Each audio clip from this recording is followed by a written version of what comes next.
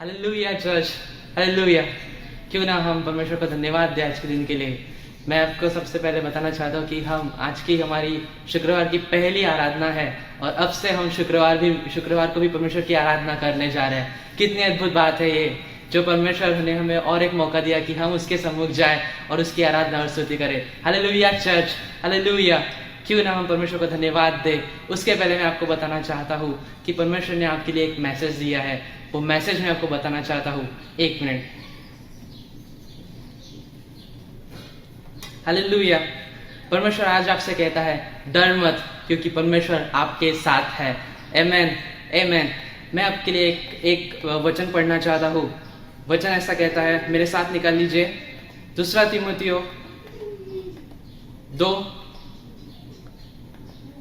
तीमुथियो 1:7। Hallelujah. वचन ऐसा कहता है कि क्योंकि परमेश्वर ने हमें भय की नहीं पर सामर्थ, प्रेम और संयम की आत्मा दी है। Hallelujah, hallelujah church. परमेश्वर आज आपसे यही कहता है कि परमेश्वर ने आपको संयम, प्रेम और सामर्थ की आत्मा दी है। Hallelujah church. कितनी अद्भुत बात है ये कि परमेश्वर आज हमसे कहता है कि वो हमारे साथ है। वो अब से लेके तो अंत तक हमारे एज के, हमारे साल के, हमारे जीवन के अंत तक वो हमारे साथ है। Hallelujah church. क्यों ना हम उसे धन्यवाद दें, उसकी स्तुति करें, उसकी प्रशंसा करें। वो तारीफ के योग्य है। उसका वचन सत्य है, उसका वचन जीवित है, जो हमसे कहता है कि डर मत, मैं तुम्हारे साथ हूँ। हालेलुया। आइए चर्च अपनी आवाज़ों को ऊंचा करें। Hallelujah. Thank you Jesus, thank you Jesus, thank you Lord, thank you Lord. Hallelujah, thank you Jesus. आइए अपनी आवाज़ों को ऊंचा करें। वो जीवित परमेश्वर है, वो हमारे साथ रहता है, वो हमें सुरक्षित रखता है। Hallelujah. Thank you Jesus, thank you Lord. आइए चर्च हम इस गीत के साथ शुरू करें। डर मत, मैं तेरे साथ हूँ। हालेलुया।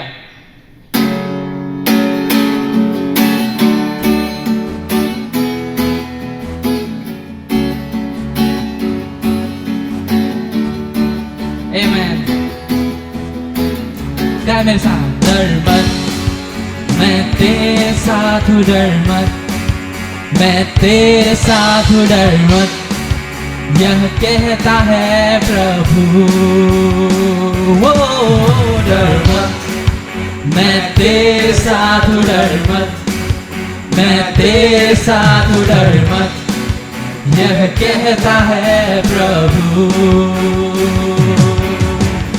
तुझे बचाया, नाम से बुलाया, तू मेरा है। जब तू पानी में चलेगा, होगा साथ, और आग में तू नहीं डूबेगा, तू नहीं चलेगा, तू नहीं डूबेगा, तू नहीं चलेगा, क्योंकि मैं तेरे साथ हूँ, क्योंकि मैं तेरे साथ हूँ।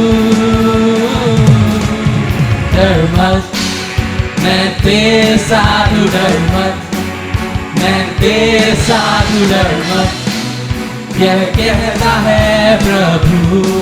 आई चर्च का डर मत, मैं तेरे साथ हूँ। डर मत, मैं तेरे साथ हूँ। डर मत, यह कहता है प्रभु। तुझे छुड़ाया, नाम से बचाया, तू मेरा है।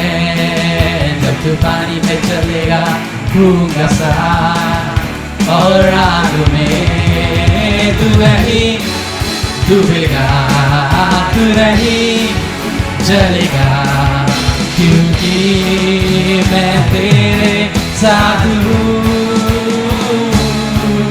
क्योंकि मैं तेरे साथ हूँ। Fear not, for I am with you. Fear not, for I am with you. Fear not, for I am with you, says the Lord. Fear not, for I am with you. Fear not, for I am with you. Fear not, For I'm with you, says the Lord. I have redeemed you, I have called you by name. Child, you were mine. And you walked through the water, I was there. And through the flame, you will not be drowned, you will not be burned. For I am with you. For I am with you. Fear not, for I am with you. Fear not, for I am with you. Fear not, for I am with you, says the Lord. Oh, fear not, for I am with you. Fear not, for I am with you. Fear not, for I am with you, says the Lord. I have redeemed you, I have called you by name. Child, you were mine. And you walked through the water and the air, and through the flame. You will not be drowned, you will not be burned, you will not be drowned, you will not be burned. For I am with you. For I am with you. For I am with you. For I am with you. Hey, hallelujah church. आइए परमेश्वर की आराधना करें। वो जीवित परमेश्वर है, क्यों ना उसकी स्तुति हम करें, उसकी प्रशंसा हम करें, उसकी तारीफ हम करें। वो जीविता परमेश्वर है, वो प्रथम और अंतिम है। Thank you Jesus. आइए चर्च अपनी आवाजों को ऊंचा करें। ओ हालेलुया, ओ तू जीवित परमेश्वर है। ओ हालेलुया, तू मुझसे कहता है डर मत, क्योंकि मैं तेरे साथ हूँ। ओ थैंक यू जीसस, तू मेरा चरवाहा है। ओ हालेलुया चर्च, हालेलुया हालेलुया। जब परमेश्वर ने हमसे कहा है कि डर मत, मैं तेरे साथ हूँ, तो क्यों ना चर्च हम अब उसकी आराधना खुलकर करें, उसकी स्तुति और प्रशंसा खुलकर करें, क्योंकि वो तारीफ के योग्य है, वो प्रशंसा के योग्य है। उसका वचन सत्य है, उसका वचन कहता है कि डर मत, मैं तेरे साथ हूँ। उसने हमें भय से मुक्त किया है, वो आजादी देने वाला परमेश्वर है। क्यों ना चर्च हम इस गीत को गाए, स्तुति करूँ खुल के। आमेन।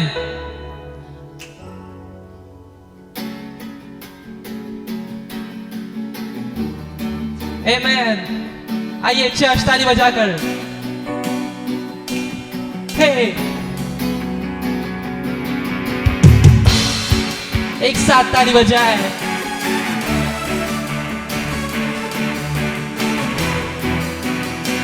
हालेलुया। कोई नहीं है तेरे जैसा, आगे भी कोई नहीं होगा। तेरे वचन में लिखा है, हर पल तू साथ मेरे होगा होगा। कोई नहीं है तेरे जैसा, आगे भी कोई नहीं होगा। तेरे वचन में लिखा है, हर पल तू साथ मेरे होगा होगा। स्तुति करूं स्तुति करूं स्तुति करूं खुल के। स्तुति करूं स्तुति करूं स्तुति करूं खुल के। अंधियारा चारों ओर था, पर यीशु ने उजियाला दिया, और इस उजियाले में आकर नया जीवन मैंने पाया। हालेलुया। अंधियारा चारों ओर था, यीशु दिया उजियाला। इस उजियाले में आकर नया जीवन मैंने पाया पाया। अंधियारा चारों ओर था, यीशु दिया उजियाला। इस उजियाले में आकर नया जीवन मैंने पाया पाया। स्तुति करूं स्तुति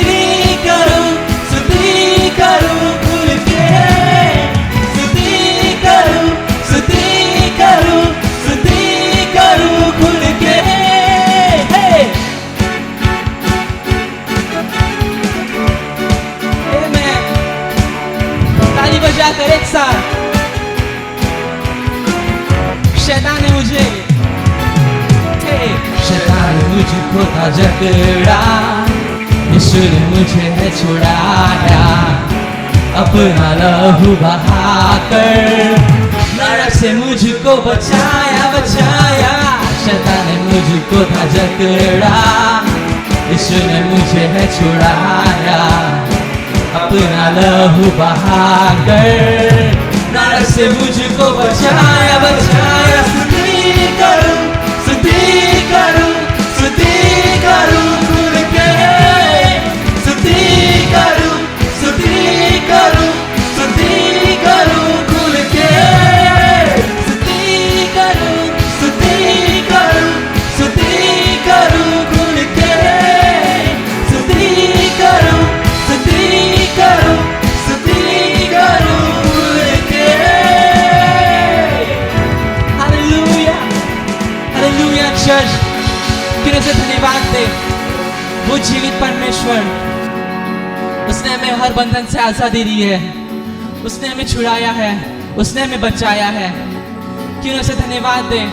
उसका वचन कहता है कि जहां भी हम जाएंगे वो हमारे साथ रहता है, वो हमारे निमित्त अपने स्वर्गदूतों को भेजता है। क्यों ना चर्च, कितनी मधुर बात है। अपनी आवाजों को ऊंचा करे चर्च, वो जीवित है, वो भयोगे परमेश्वर, उसने हमें आजादी दी है, उसने हमें हर भय से मुक्ति दी है। Thank you Jesus, thank you Lord, thank you Lord. Oh hallelujah. अपनी आवाज़ों को ऊंचा करें church. Oh thank you Jesus, thank you Lord, thank you Lord, thank you Lord. Oh thank you Jesus. Oh hallelujah, thank you Lord. Church क्यों ना उसके आंगनों से स्तुति करते हुए उसके भवन में प्रवेश करे, उसके वेदी के पास आए और उससे कहे कि प्रभु, तुझे होम बलि और मेल बलि पसंद नहीं, तुझे सिर्फ मेरा हृदय चाहिए। प्रभु, आज मैं अपना हृदय तुझे देता हूं। कहे चर्च, प्रभु मैं अपना हृदय आज तुझे देता हूं, मैं तेरे पास आता हूं। Oh, thank you, Jesus. Oh, hallelujah. Thank you, Lord. उसका वचन कहता है, हे बोझ से दबे हो मेरे पास आ, मैं तुम्हें विश्राम दूंगा। क्यों ना चर्च हम उस विश्राम में प्रवेश करें, उसकी शांति में हम प्रवेश करें, उसके फाटकों से होकर उसके आंगनों में स्तुति करे, उसके वेदी के पास जाए और उससे कहे कि प्रभु मैं तेरी ओर आता हूं। Thank you Jesus, thank you Lord.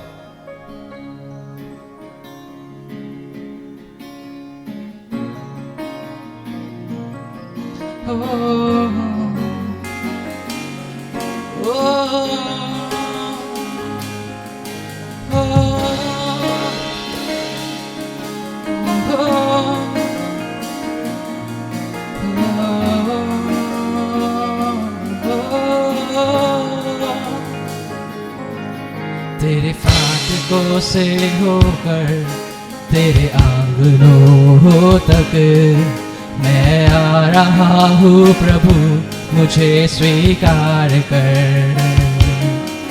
खुद को जीवित बलि चढ़ाने, तुझको अर्पण करने मैं आ रहा हूँ प्रभु, मुझे स्वीकार कर। आइए चुटकी जगाएं। तेरे फाटकों से होकर तेरे आंगनों तक मैं आ रहा हूँ प्रभु, मुझे स्वीकार कर। तो जीवित बलि चढ़ाने, तुझको अर्पण करने मैं आ रहा हूँ प्रभु, मुझे स्वीकार कर। हाथों को उठाकर तेरी महिमा की ओर ताबीर कर, तुझसे भेंट करने, तुझसे बातें करने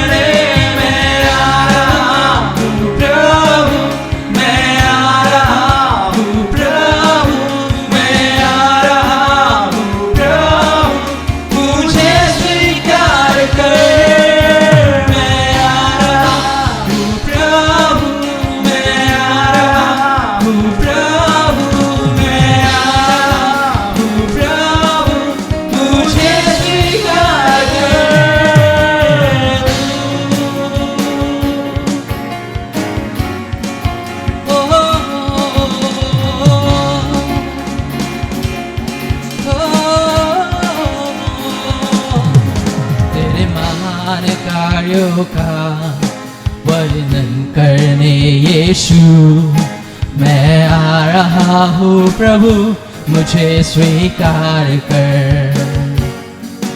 मेरे पास जो कुछ भी है वो सब तुझको देने मैं आ रहा हूँ प्रभु, मुझे स्वीकार कर। तेरे महान कार्यों का वर्णन करने यीशु मैं आ रहा हूँ प्रभु, मुझे स्वीकार कर। मेरे पास जो कुछ भी है वो सब तुझको देने मैं आ रहा हूँ प्रभु, मुझे स्वीकार कर। होम बलि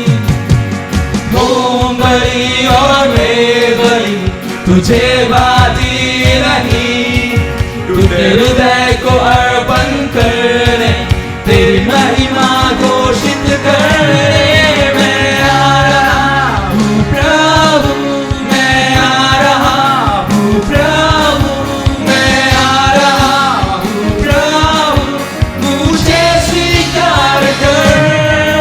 मैं आ रहा हूँ प्रभु, मैं आ रहा हूँ प्रभु, मैं आ रहा हूँ प्रभु, मुझे स्वीकार कर।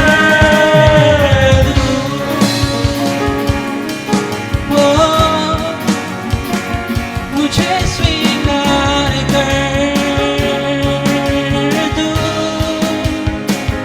ओ यीशु तू जीवित है, मेरा गढ़ है तू यीशु।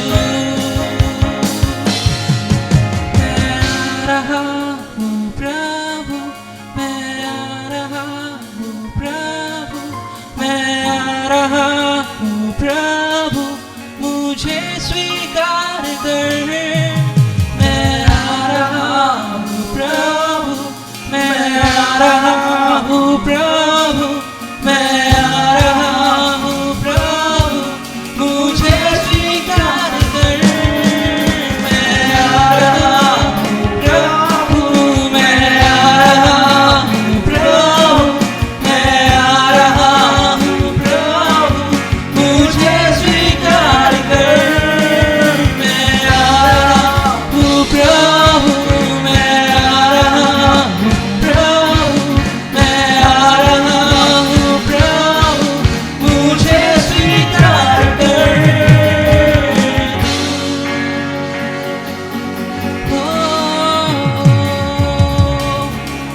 हालेलुया। चर्च आइए अपनी आवाज़ों को ऊंचा करें। वो जीवित परमेश्वर, वो सामर्थी परमेश्वर आपके और मेरे बीच में है। उससे मांगे, उससे कहे कि प्रभु धन्यवाद, तूने तेरी ओर आने का मौका दिया, तेरे करीब आने का मौका दिया।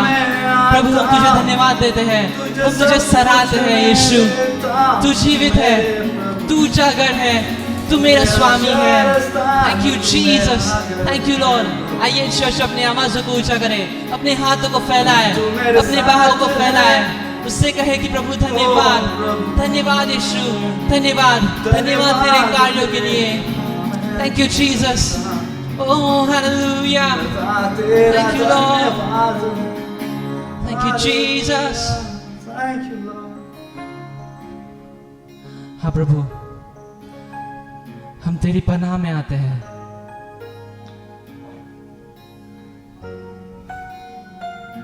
तू अपनी बाहों को फैला के हमें शरण ले। हम तेरे पास आते हैं परमेश्वर, हम तेरे और करीब आते हैं, क्योंकि तू राजाधिराज परमेश्वर, तू अति पवित्र परमेश्वर है। Thank you Jesus. जैसे माता अपने बच्चों को संभालती है, वैसे प्रभु तू हमें संभालता है। हम तेरी शरण में आते हैं, तेरी पनाह में आते हैं। Thank you Lord. तेरी पनाह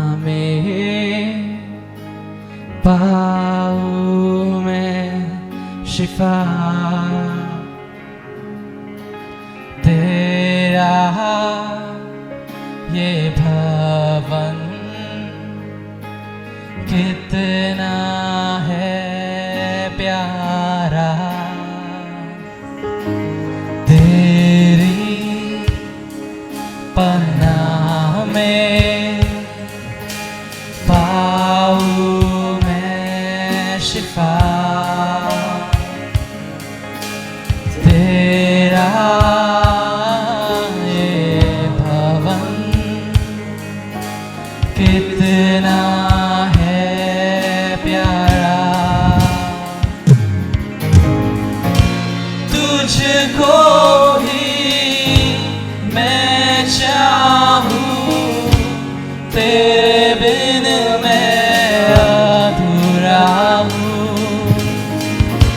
तुझको ही मैं पाऊं, तेरे संग मैं पूरा हूँ, तेरी शरण में, तेरी शरण में कुछ भी ना घटी, तुझको ही चाहूं, तू मेरी जिंदगी, तेरी शरण में कुछ भी ना घटे, तुझको ही चाहूं, तू मेरी जिंदगी, तुझको ही मैं चाहूं, तेरे बिन मैं अधूरा हूँ, तुझको ही मैं पाऊं, तेरे संग मैं पूरा हूँ, तुझको ही मैं चाहूं, तेरे बिन मैं अधूरा हूँ, तुझको ही मैं पाऊं, तेरे संग मैं पूरा हूँ।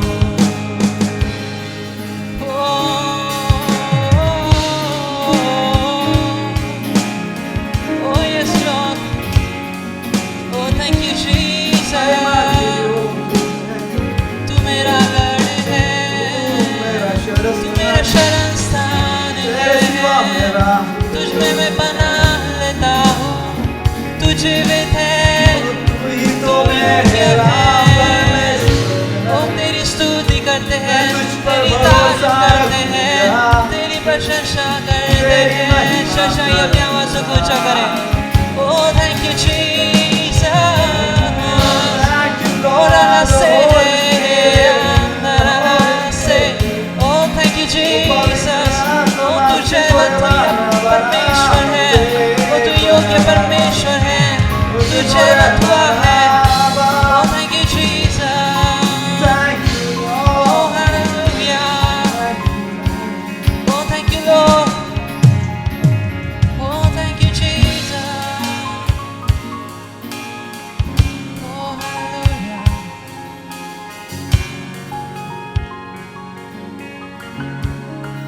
oh thank you Jesus। प्रभु हम धन्यवाद करते हैं, जैसे तूने हमें कहा है कि मत घबरा, कि तू हमारे साथ है, हम भयभीत नहीं होंगे परमेश्वर, क्योंकि हम जानते हैं कि हमारा सहारा, हमारा आसरा तू है। हम जानते हैं कि तू जीवित है, तू हमारी प्रार्थना को सुनता है, तू हमें उत्तर देता है, और तू कहता है कि मैं तेरे साथ हूँ हमेशा हमेशा के लिए। Thank you Jesus, thank you lord. प्रभु हर एक बात के लिए तेरा धन्यवाद करते हैं। तेरा शुक्रिया करते हैं परमेश्वर, क्योंकि तू योग्य परमेश्वर है। सारा आदर, सारी महिमा, सारा गौरव प्रभु तुझे मिले। इस प्रार्थना को नासरी यीशु के नाम से मांगते हैं, आमीन।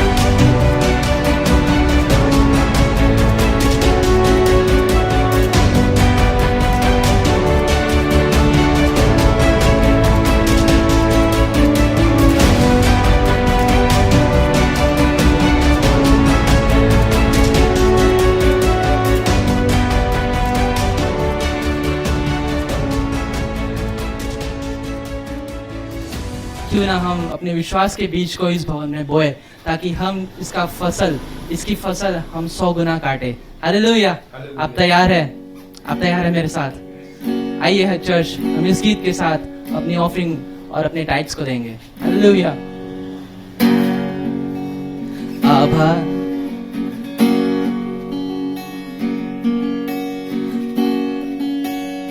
आभारी आभारी आभारी आभारी आभारी आभारी आभारी आभारी ओ आभारी आभारी आभारी आभारी आभारी आभारी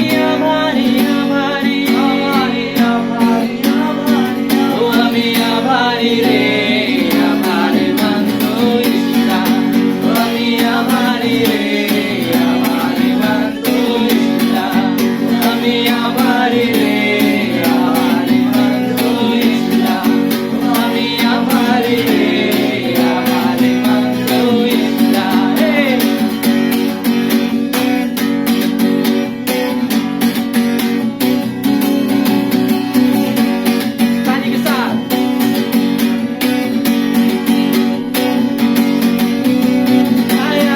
बियाला येशूने दिले, गायला बियाला येशूने दिले, नवं जीवन येशूने दिले, नवा जीवन येशूने दिले, खायला पियाला येशूने दिले, गायला बियाला येशूने दिले, मला जागा येशूने दिले, राहायला जागा येशूने दिले. आम्ही आभारी रे, आभार मानतो येशूला, आम्ही आभारी रे, आभार मानतो येशूला, आम्ही आभारी रे, आभार मानतो येशूला, आम्ही आभारी रे, आभार मानतो येशूला. हे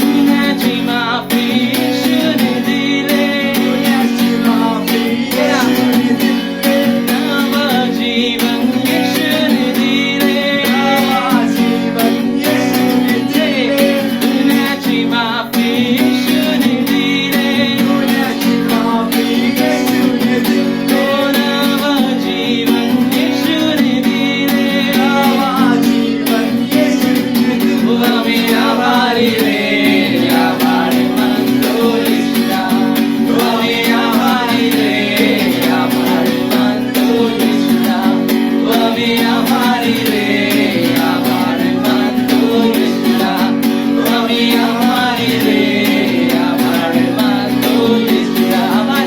आभारी आभारी आभारी आभारी आभारी आभारी, आभारी, आभारी, आभारी. आभारी आभारी आभारी आभारी आभारी, आभारी, आभारी, आभारी.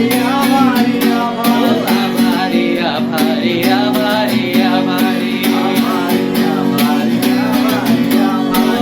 आभारी आभारी आभारी आभारी आभारी, आभारी, आभारी, आभारी.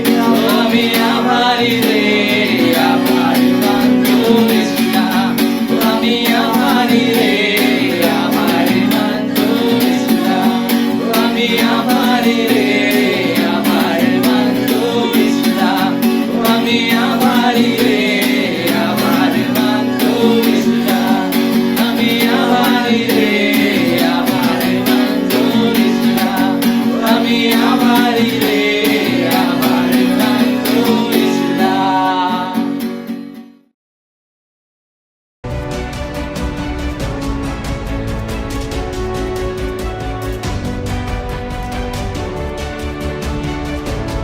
तो यीशु मसीह का जन्म उसके मृत्यु के लिए हुआ है। क्यों उसके मृत्यु के लिए हुआ? यीशु मसीह ने कहा कि मैं इस दुनिया में इसलिए आया हूं कि मैं अपने प्राणों को दे सकूं।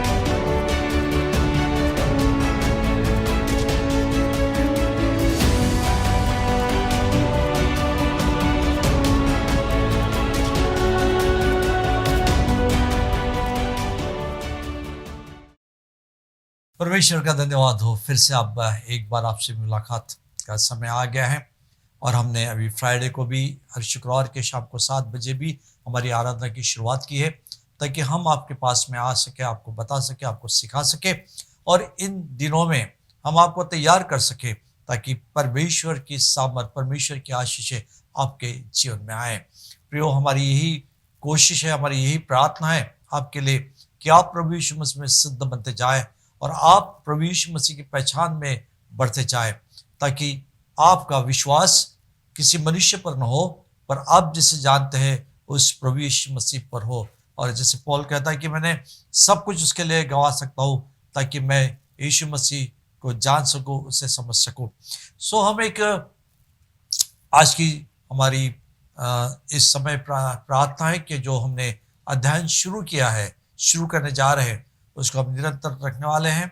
और मैं चाहता हूँ कि आप कोई उसे मिस न करें, परंतु हर शुक्रवार को आप हमारे साथ में मिलते रहे, ताकि इस विषय को आप ठीक से सीख सके, उसका इस्तेमाल कर सके और उसकी आशीष आपके जीवनों में आ सके। हमारी यही कोशिश है और मेरी यही कोशिश है आपके लिए कि परमेश्वर का वचन सिर्फ आपको सुनने के लिए अच्छा ना लगे, पर उसको सुनकर आप उसके जीवन में अपने जीवन में इस्तेमाल करें, ताकि उसका परिणाम और उसके फायदे आपके जीवन में आ सके। सो प्रियो, आज हम प्रभुभोज के बारे में और होली कम्युनियन जिसे कहते हैं प्रभुभोज या प्रभु का मेज, उसके बारे में मैं आपसे बातचीत करना चाहता हूँ। और ये बहुत विवादग्रस्त भी है, बहुत से लोगों की अलग अलग धारणाएं, कल्पनाएं, विचारें, सोचें, शिक्षाएं, परंतु पवित्र शास्त्र बाइबल हमें इसके बारे में क्या कहता है हम सीखना चाहते हैं। और हम दो तीन दिन में इसे पूरा करेंगे जैसे जैसे हम आपको मिलते जाएंगे, और इसलिए आप इसे पूरा सुनिए।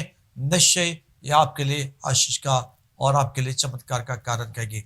मैं बहुत बार इसे सिर्फ प्रभोज ही नहीं कहता, परंतु मैं इसे चमत्कार का भोज भी कहता हूँ, क्योंकि ये भोज इस प्रकार से जो विश्वासियों के जीवन में चमत्कार को लाता है, और इसलिए ये भोज बहुत विशेष है। और यीशु ने इसके बारे में बहुत कुछ बताया है, बोला है, और आज हम इसके बारे में समझेंगे, सीखेंगे, सुनेंगे। पहला कुरिन्थियों इसका 11वां अध्याय और उसके 11वां अध्याय उसके 23 पद से, पहला कुरिन्थियों इसका 11वां अध्याय और उसके 23 पद से मैं आपके लिए पढ़ूंगा। पहला कुरिन्थियों इसका 11वां अध्याय 23 पद। क्योंकि ये बात मुझे प्रभु से पहुंची और मैंने तुमने पहुंचा दी कि प्रभु यीशु मसीह जिस रात पकड़ा गया, रोटी ली और धन्यवाद कर से तोड़ी और कहा, यह मेरी देह है जो तुम्हारे लिए है, मेरे स्मरण में यही क्या करो। और इस रीति से उसने बियारी के पीछे कटोरा भी लिया और कहा कि यह कटोरा मेरे लहू में नहीं वाचा है, जब कभी पियो मेरे स्मरण के लिए यही क्या करो। क्योंकि जब तक कभी तुम यह रोटी खाते हो और इस कटोरे में से पीते हो, तो प्रभु की मृत्यु को जब तक वह ना आए प्रचार करते हो। और यहाँ पौल कुरिन्थ की कलीसिया को बता रहा है कि जो बात मुझे प्रभु से पहुंची, मतलब इसका अर्थ है कि इसके पहले तक पौल इस बात से अनजान था, उसे इस बात को समझा नहीं था, और इसलिए परमेश्वर को उसे इस बात को समझाना पड़ा कि प्रभुभोज का महत्व क्या है। और इसलिए वो कहता है कि जो बात प्रभु से मुझे पहुंची है, जो प्रकाशन मुझे मिला है, वो प्रकाशन मैं आप तक पहुंचाना चाहता हूं, ताकि आप उसे ठीक से समझे और आप उसका इस्तेमाल अपने जीवन में करें। और इसलिए हम इसके बारे में देखते हैं कि प्रभु ने बात की। अब हम देखते हैं मत्ती रचित सुसमाचार इसके 26वें अध्याय और उसके 26वें पद से। मत्ती रचित सुसमाचार उसका 26वां अध्याय और उसके 26 और 27 पद को मैं आपके लिए पढ़ूंगा।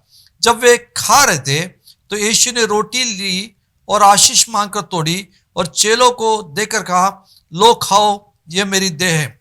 फिर उसने कटोरा लेकर धन्यवाद किया और उन्हें देकर कहा कि तुम सब इसमें से पियो, क्योंकि यह वाचा का मेरा लहू है जो बहुतों के पापों की क्षमा के निमित्त बहाया जाता है। और यहाँ प्रभु यीशु मसीह अपने चेलों के साथ में बैठा है और उसके जीवन के अंतिम समय में है, और वो फसह के पर्व को मना रहा है। और उस वक्त वो एक रोटी लेता है, उसे तोड़ता है और कहता है, ये मेरी देह लो। प्रियो, यीशु मसीह ने जब रोटी तोड़ी, उसे ये नहीं कहा कि ये मेरे देह का प्रतीक है, उसने कहा ये मेरी देह है जो आपको मैं दे रहा हूं। उसके बाद में उसने कटोरा लिया, उसे धन्यवाद दिया और उसने उससे कहा कि ये मेरा लहू है, वाचा का लहू जो तुम्हारे लिए बहाया जाता है। तो यीशु मसीह यहाँ विशेष दो बात कर रहा है। एक कि उसका शरीर जो हमारे लिए तोड़ा गया, दूसरा उसका लहू जो हमारे लिए बहाया गया। तो हमें इस बात को समझने की आवश्यकता है कि यीशु मसीह इस बारे में क्या कहना चाहता है। अभी पहला कुरिन्थियों का 10वां अध्याय, पहला कुरिन्थियों का 10वां अध्याय और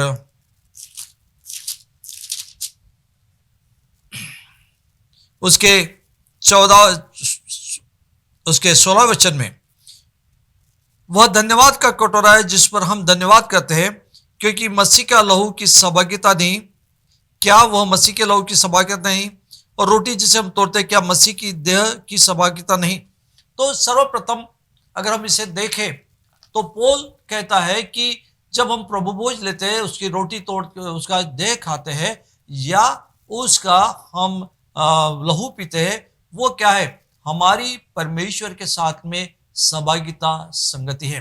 अब ये सहभागिता और संगति जो शब्द दिया गया है वो ग्रीक में कोनोनिया इस शब्द को लिया गया है। कोनोनिया का अर्थ होता है लेन देन, मतलब हम प्रभु भोज के द्वारा, उसके शरीर को खाने के द्वारा और उसके लहू के पीने के द्वारा हम प्रभु यीशु मसीह के साथ में, परमेश्वर के साथ में हम अपनी फेलोशिप, सहभागिता, संगति करते हैं। तो मेरे प्रियो, ये सिर्फ विधि नहीं है पर परमेश्वर के साथ सहभागिता, संगति रखने का एक जरिया भी है जिसके द्वारा हम उस साथ में संगति और सहभागिता रखते हैं। अगर हम देखेंगे उत्पत्ति किताब इसका 14वां अध्याय, उत्पत्ति किताब इसका 14वां अध्याय और उत्पत्ति इसका 14वां अध्याय उसके 17वें वचन से मैं आपके लिए पढ़ूंगा। जब वो कदोर्ला ओमेर और उसके साथी राजाओं को जीतकर लौटा आता था, तब सदोम का राजा शावे नामक तराई में, जो राजा की तराई कहलाती थी, उससे भेंट करने के लिए आया। तब शालेम के राजा मलसिदिक, जो परमप्रधान ईश्वर का याजक था, रोटी और दाखमधु ले आया और उसने अब्राहम को यह आशीर्वाद दिया कि परमप्रधान ईश्वर की ओर से जो आकाश और पृथ्वी का दे रहे, तू इसको धन्य कहे और तू धन्य हो। अब यहाँ हम क्या देखते हैं कि मलकीसेदेक राजा और अब्राहम की सहभागिता के बारे में हम देखते हैं कि जब अब्राहम उस युद्ध से लौटकर आ रहा था, तब ये राजा उससे मिला, शालोम का राजा उससे मलकीसेदेक मिला और उसने उस साथ संगति की। क्या किया उसने रोटी ली, रोटी तोड़ी और उन्होंने साथ में भोजन किया। तो मेरे प्रियो, ये भोजन जो है वो हमें सहभागिता के, संगति के बारे में, फेलोशिप के बारे में बताता है। अब इब्रानी के पत्री में वो कहता है कि मलकीसेदेक जो है वो यीशु मसीह का प्रतीक है, क्योंकि ना मलकीसेदेक का कोई शुरुआत है ना उसके अंत के बारे में लिखा है। वो परमेश्वर के पुत्र के समान है। मतलब वो जो घटना होगी अब्राहम और मलकीसेदेक की, वो इस बात को बता दी कि परमेश्वर और मनुष्य की सहभागिता। तो जब हम प्रभु भोज लेते हैं तो सर्वप्रथम इस बात को हमें याद करने की जरूरत है, समझने की जरूरत है कि हम प्रभु के यीशु के साथ में, परमेश्वर पिता के साथ में हम अपनी संगति रखते हैं। और संगति रखना बहुत महत्वपूर्ण है, क्योंकि इस संगति से ही हमें आशीष मिलती है। जब मलकीसेदेक और अब्राहम की संगति हुई तो उसने क्या किया, उसने लिखा है कि ये उसने अब्राहम को आशीर्वाद दिया और कहा कि पृथ्वी और परम प्रधान ईश्वर की ओर से जो आकाश और पृथ्वी अधिकारी, तुम धन्य हो। और उसने अब्राहम को आशीष देकर वहां से भेजा। जब हम परमेश्वर के साथ सहभागिता करते हैं, परमेश्वर हमें आशीष देता है। तो परमेश्वर के साथ सहभागिता का एक रास्ता है, दूसरे रास्तों में से भी एक रास्ता, मैंने क्या तो सिर्फ एक ही रास्ता है। हम प्रार्थना के साथ में, आराधना के द्वारा, वचन के द्वारा परमेश्वर सहभागिता करते हैं, पर उसमें से एक रास्ता प्रभु भोज भी है। तो आप ध्यान में रखिए कि जब भी आप प्रभु भोज में आ रहे हैं, आप परमेश्वर पिता और प्रभु यीशु मसीह के साथ, परमेश्वर के साथ, प्रभु यीशु के साथ में आप सहभागिता कर रहे, संगति कर रहे। प्रभु आपको इन वचनों से आशीषित करे। अब हम आगे बढ़ते हैं कि यीशु मसीह ने कहा कि ये नया वाचा है का लहू है, मतलब करार का लहू है। दूसरे शब्दों में यीशु मसीह कह रहा है अपने चेलों को, और हम सबको कह रहा है, क्योंकि हम सब यीशु मसीह के चेले हैं, हम सबको कह रहा है कि मेरा लहू एक वाचा का लहू है, मतलब करार का लहू है। अब इसे समझने के लिए हमें थोड़ा पवित्र शास्त्र बाइबल में जाना पड़ेगा, इतिहास में जाना पड़ेगा। बाइबल में जितने भी करार हुए हैं वो करार में लहू बहाया गया है। बिना लहू बहाए कोई भी करार नहीं हुआ है। आप पूरे बाइबल में पढ़िए, जितने बार भी करार हुआ है सब करार में लहू का इस्तेमाल किया गया है। अब आप बोलेंगे कि लहू का क्यों इस्तेमाल किया गया है, तो हम उसके बारे में भी देखेंगे। परंतु पुराने नियम में जब, या पुराने दिनों में, अब्राहम के दिनों में, उसके बाद के दिनों में, जब भी कोई दो व्यक्ति आपस में करार करते थे तो वो उनकी क्षमता के अनुसार बैल और बकरा लेकर वो गांव के बाहर जाते थे। अपने साथ में कुछ गांव के प्रतिष्ठित भी लोग लेके जाते थे, उनके परिवार के लोग भी वहां रहते थे, और गांव के बाहर उस बैल या बकरे को वो सर के गर्दन के नीचे से काटते थे और उसको दो भाग करते थे, और उसको दो भाग करने के बाद में उसको बल्लियों पे बांधा जाता था, लकड़ियों पे बांधा जाता था, और वो इस प्रकार से होता था कि ये उसका सर है और वो ऐसा प्रकार से वो पशु कटा हुआ है, और फिर जिसको भी करार करना होता था वो उसके एक दूसरे का हाथ पकड़ के करार के शब्द बोलते हुए उसके नीचे से गुजरते थे, और लहू उनके ऊपर गिर जाता था, और लहू के कारण उस करार को सील किया जाता था, पक्का किया जाता था, और कहते थे ये लहू का करार है जो कभी नहीं टूटता है, और वो वफादार होते थे, वो करार को कभी नहीं तोड़ते थे। उसी प्रकार आप और मैं जो परमेश्वर के नहीं थे, हम अब्राहम की संतान नहीं थे, हम परमेश्वर रहित इस संसार में जीवन जी रहे थे, ईश्वर रहित जीवन जी रहे थे, परमेश्वर ने अपने बेटे प्रभु यीशु मसीह के द्वारा आपके और मेरे साथ में करार किया है। उस क्रूस पर, जिसे हम सिर्फ यीशु का बलिदान कहते हैं, उस क्रूस पर परमेश्वर के उस क्रूस से जो बह रहा था लहू, उस लहू के द्वारा परमेश्वर ने आपको और मेरा हाथ पकड़ा है। जब हमने यीशु पर विश्वास किया और परमेश्वर ने आपके और मेरे साथ में करार किया कि आज से मैं तुझे कभी छोड़ूंगा नहीं, मैं कभी त्यागूंगा नहीं, तू मेरी निज धन और निज प्रजा होगी, तू मेरा याजक होगा, और मैं तुझे आशीष दूंगा, मैं तुझे संभाले रखूंगा, मैं तेरी रक्षा करूंगा, मैं तुझे दीर्घायुष्य का जीवन दूंगा, मैं तेरे वंशों को आशीष दूंगा। इस प्रकार की वाचाएं परमेश्वर ने हमारे साथ में प्रभु यीशु मसीह के उस लहू के कारण बांधी है। और बाइबल कहती है कि जब वाचा किया जाता है तो उसका मृत्यु अटल है, और इसलिए प्रभु यीशु मसीह हमारे लिए मर गया। तो प्रभु यीशु मसीह का जब यीशु मसीह कह रहा है कि ये मेरे वाचा का नया लहू है, मतलब परमेश्वर ने यीशु के लहू द्वारा आपके मेरे साथ वाचा बांधी है, ताकि हम अब उस दिन से हमेशा के लिए परमेश्वर के लोग बन जाए और परमेश्वर की सुरक्षिता में रहे। और इसलिए प्रभु यीशु मसीह नए वाचा का लहू कहता है। और इसलिए अब हमें जब हम प्रभोज लेते हैं तो इस बात को हमें समझने की आवश्यकता है, हमारे मन मस्तिष्क में इस बात को डालना है, इसे स्वीकार करना है कि जब भी मैं इस प्रभोज को लेता हूँ, जब भी मैं उस लहू मांस को खाता हूँ और मैं उसको उस लहू को पीता हूँ, वो मैं याद करता हूँ कि परमेश्वर ने मेरे साथ वाचा बांधी, और परमेश्वर अपने वाचाओं के प्रति वफादार परमेश्वर है। वो मुझे कभी छोड़ेगा नहीं, वो कभी भी मुझे त्यागेगा नहीं। तो इस प्रकार से उस वाचा का लहू है। अब हम और ऐसे आगे देखेंगे। अब ये इसकी और एक शुरुआत हुई है। निर्गमन किताब इसके 12वां अध्याय में अगर हम देखें, निर्गमन किताब में देखें तो हम देखते हैं कि अब्राहम की संतान मिस्र देश में गुलाम बनकर जीवन जी रहे थे। तादाद में बहुत थे, 30,000 लोग थे, और ये 30 लाख लोग थे, 30 लाख लोग थे। पर ये लोग उस गुलामी से कभी भी बाहर निकल नहीं पा रहे थे। उनकी क्षमताएं, उनकी शक्ति, उनकी नंबर्स, गिनती कुछ भी उनके छुटकारे के काम में नहीं आ रही थी। वो पूरी तरह बंदिश थे। और फिर परमेश्वर ने उनको छुड़ाने के लिए एक पहले 10 विपत्तियां रखी, एक और कहा कि एक रास्ता है जिससे मैं तुमको छुड़ाऊंगा। और वो रास्ता क्या था कि उसने कहा था कि तुम अपने परिवार के अनुसार एक मेमना लो। मैं निर्गमन किताब इसके 12वां अध्याय में पढ़ूंगा ताकि आप इसे और भी ठीक से समझ पाए। निर्गमन किताब इसका 12वां अध्याय और उसके पहले वचन से, फिर यहोवा ने मिस्र देश के मूसा और हारून से कहा, यह महीना तुम लोगों के लिए आरंभ का महीना ठहरे, अर्थात वर्ष का पहला महीना ठहरे। अब देखिए, ये शुरुआत जहां से हुई है, उस शुरुआत को परमेश्वर कहता, ये तुम्हारे जीवन की तुम्हारे लिए नई शुरुआत है।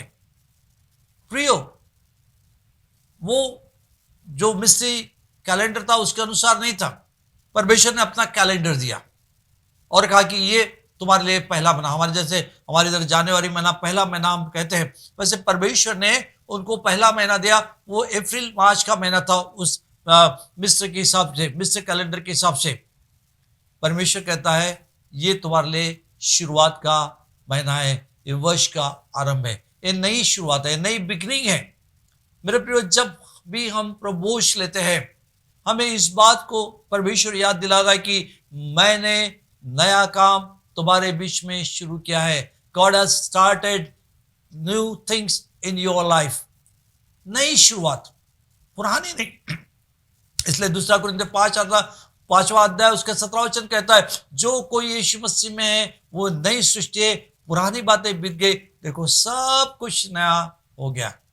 मेरे प्रियो, धन्यवाद दो परमेश्वर को कि परमेश्वर ने आपके मेरे साथ में इस बोझ के साथ, इस करार के साथ में नया काम शुरू किया। जब कभी भी आप इस बोझ को लेते हो, इस बात को याद रखिए कि आप यीशु मसीह में नई सृष्टि है। आपके साथ एक नई काम की नई शुरुआत हुई है। और वो नई शुरुआत क्या है कि परमेश्वर ने हम जैसे अधर्मी पापी लोगों को उसके लहू के द्वारा पवित्र, शुद्ध, धर्मी ठहराया है, उसकी नीच प्रजा के ठहराया। जब हम पहले उसके विरोध में थे, उसके दुश्मन थे, उसके शत्रु थे, अब हम उसके लोग बन गए। एक नई शुरुआत आपके जीवन में है। जब जब भी आप लेते हैं, देखिए परमेश्वर ने आपको और मुझको एक परिवर्तन के स्थान पर लाया है। वो नया काम हमारे बीच में करना चाहता है, वो हमें निरंतर बदलना चाहता है। और इसलिए यहाँ कहता है परमेश्वर मूसा को कि इज़राइल के ये नई शुरुआत है। ये 450 साल गुलामी थे, उनका डीएनए गुलामी का था, उनकी सोच गुलामी की थी, उनका देखना, उनकी कल्पनाएं सब गुलामी की थी। वो कभी उसके पार कभी देख नहीं सकते थे। और इसलिए परमेश्वर ने उनसे कहा कि ये तुम्हारे लिए एक नया वर्ष है, नई शुरुआत है। इसलिए रोमी 35 का 12वां अध्याय 2वां वचन कहता है कि संसार के सदृश मत बनो, पर तुम्हारे बुद्धि के नवीनीकरण द्वारा तुम्हारा चाल चलन भी बदल जाए। जब तक हमारी सोच नहीं बदलेंगी, तब तक हमारी चाल चलन भी नहीं बदलेगा, हमारा व्यवहार नहीं बदलेगा, जब तक हमारी सोच नहीं बदलती। और इसलिए परमेश्वर ने, क्योंकि वो 450 गुलामी थे, गुलाम, एक आदमी गुलाम होने के बाद इतने सालों पैदा ही गुलामी में होता है, तो वो कभी उसके ऊपर सोच ही नहीं सकता था।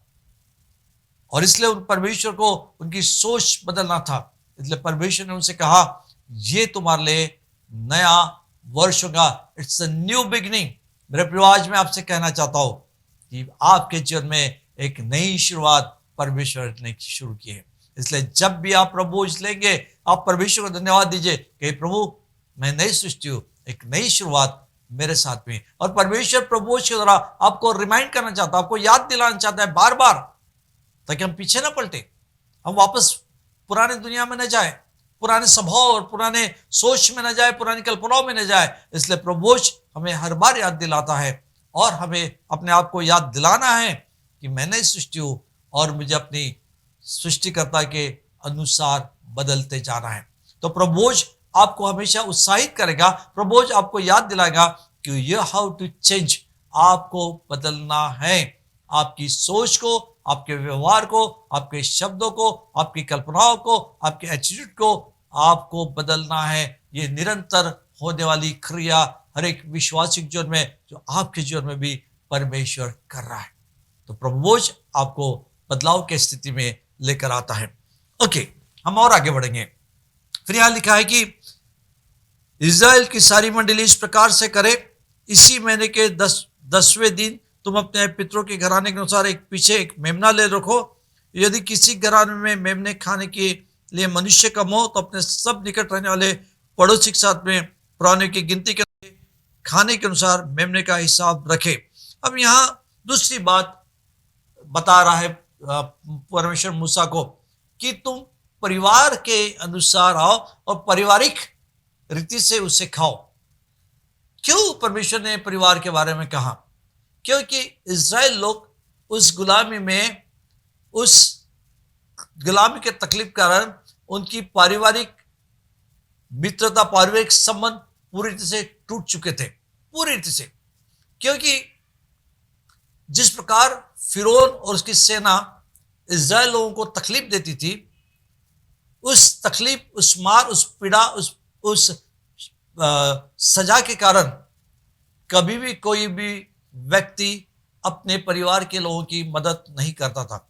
और कोई भाई मार खा रहा है, और अगर उसका दूसरा भाई अगर सजा मिल रही है उसको, और दूसरा भाई अगर उसको बचा जाए, उसकी पत्नी उसे बचा जाए, उसकी बहन उसको बचा जाए, उसका भाई उसको बचा जाए, उसका पिता उसको बचा जाए, उसका बेटा उसको बचा जाए, तो उससे दुगनी सजा बचाने वाले या बीच में आने वाले व्यक्ति को मिलती थी। पीढ़ियों से पीढ़ियों तक ऐसा चलते रहा और धीरे धीरे उनके आपस का प्रेम खत्म हो गया, उनकी जिम्मेदारी खत्म होगी, वो सिर्फ अपने लिए जीवन जी रहे थे। तो हमारा परमेश्वर परिवार का परमेश्वर है। उसने आदम को नहीं बनाया, आदम हवा को बनाया और उनको बच्चे की आशीष दी ताकि वो परिवार के रूप में रह सके।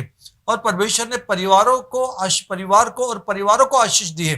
परमेश्वर आज आपके और मेरे परिवार को भी आशीष देना चाहता है, और इसलिए परमेश्वर ने उन्हें कहा कि तुम मिलकर खाओ। एक मेमना लो, और मेमना प्रभु यीशु को दर्शाता है, और परिवार के सब लोग जब इकट्ठा आते हैं और प्रभु यीशु में संगति करते हैं, वो एक हो जाते हैं और एक मिलकर खाओ ताकि हम एक साथ रह सके। वो अलगाव को दूर करना चाहता है, वो परिवार को इकट्ठा रखना चाहता है, वो परिवार को प्रेम में बढ़ाना चाहता है, वो प्रेम परिवार को एक दूसरे के जिम्मेदारी में, एक दूसरे को जिम्मेदारी ले इसमें बढ़ाना चाहता है।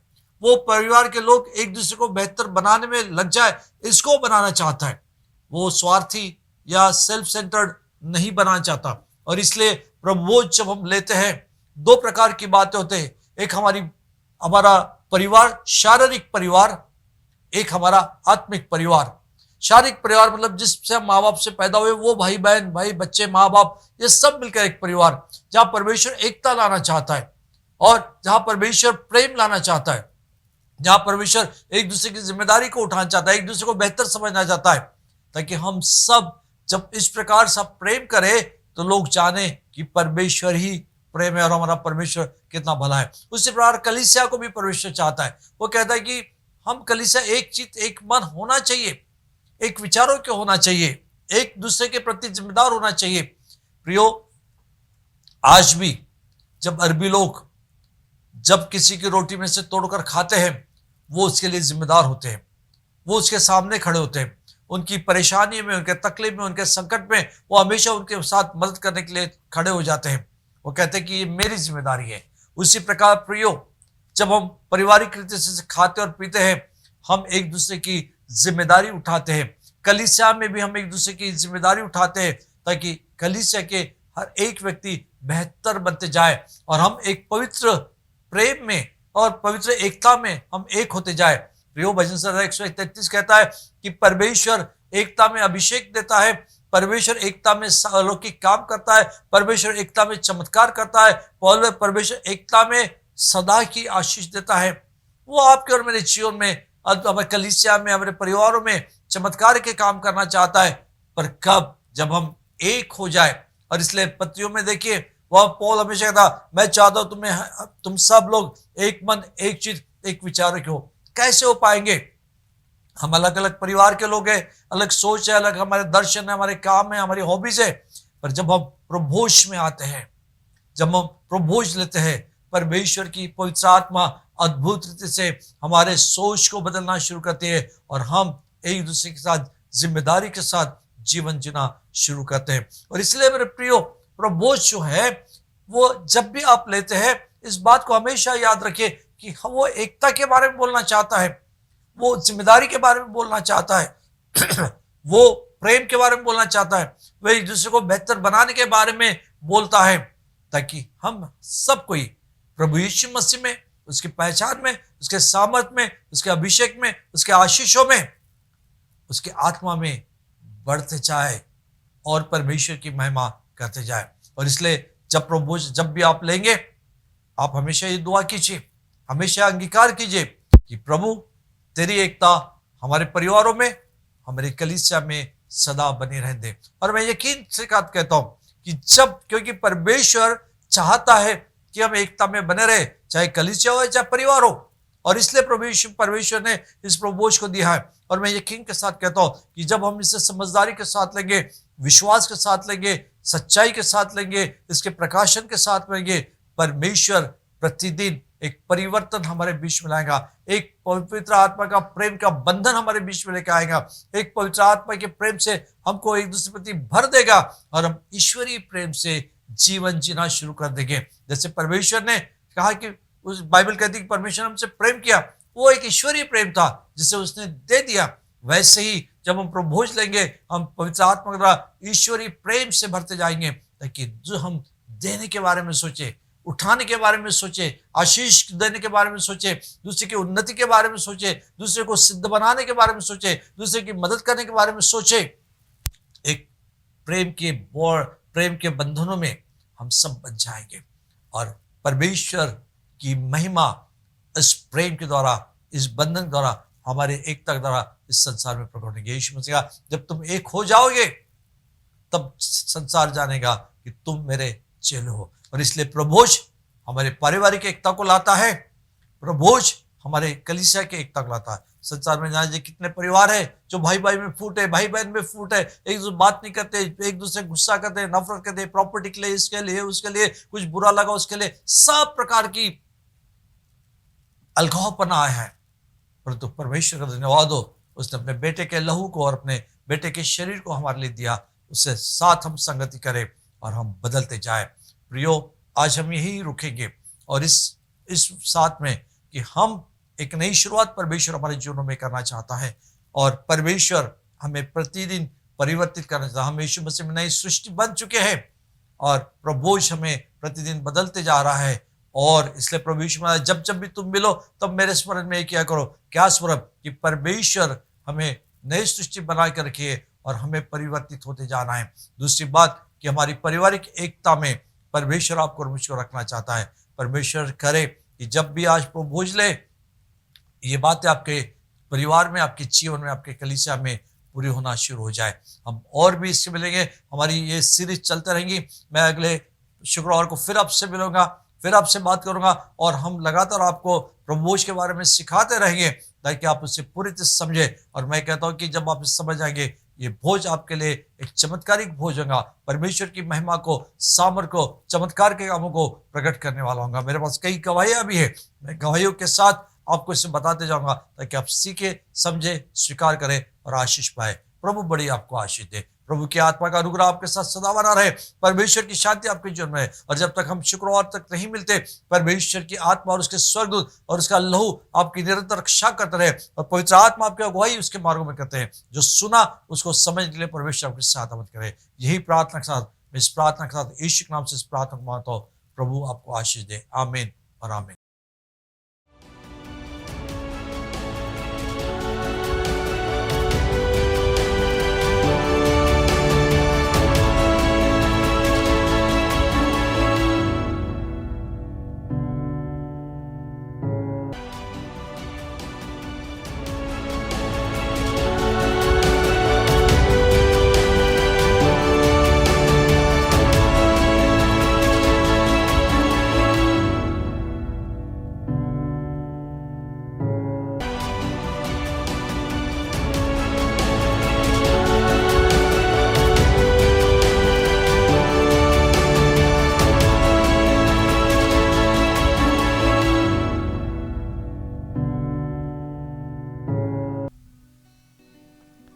भंवर के बीच में तू कहता है थम जा, तू मेरी ताकत है, तू ही मेरा ईमान। भंवर के बीच में तू कहता है थम जा, तू मेरी ताकत है, तू ही मेरा ईमान।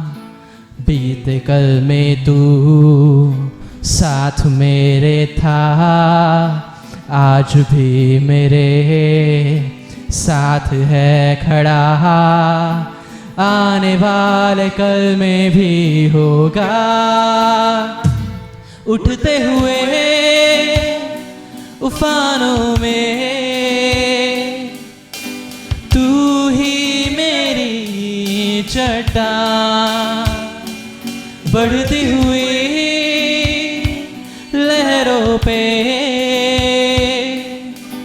तेरे कदमों के निशान। निशान, उठते हुए उफानों में तू ही मेरी चट्टान, बढ़ते हुए लहरों पे तेरे कदमों के निशान।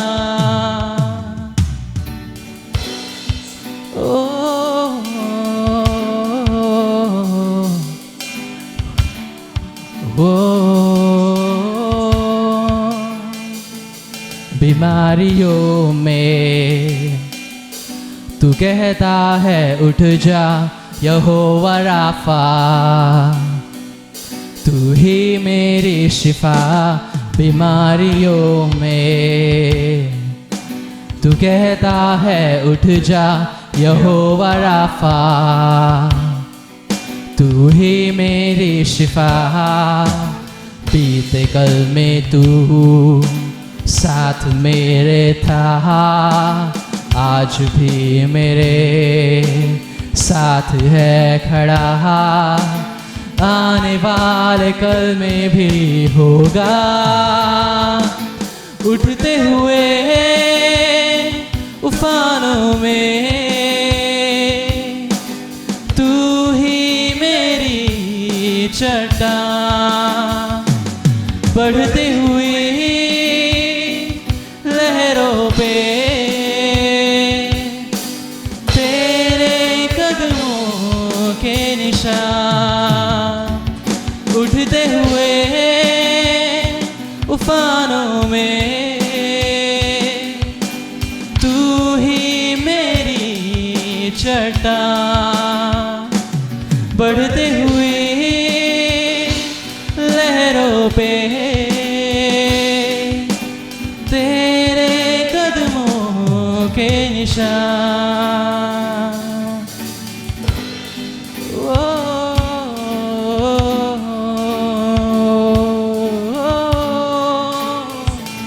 बीमारी देख तेरा सिर झुका, मुझ पर तेरा बस ना चल सका। ऐसा कोई जज्न ना बना जो कर सकेगा मेरा सामना। बीमारी देख तेरा सिर झुका, मुझ पर तेरा बस ना चल सका। ऐसा कोई शस्त्र ना बना जो कर सकेगा मेरा सामना। उठते हुए तूफानों में तू ही मेरी चट्टान, बढ़ते हुए लहरों पे तेरे कदमों के निशान, उठते हुए उफानों में तू ही मेरी चट्टान, बढ़ते हुए लहरों पे तेरे कदमों के निशान।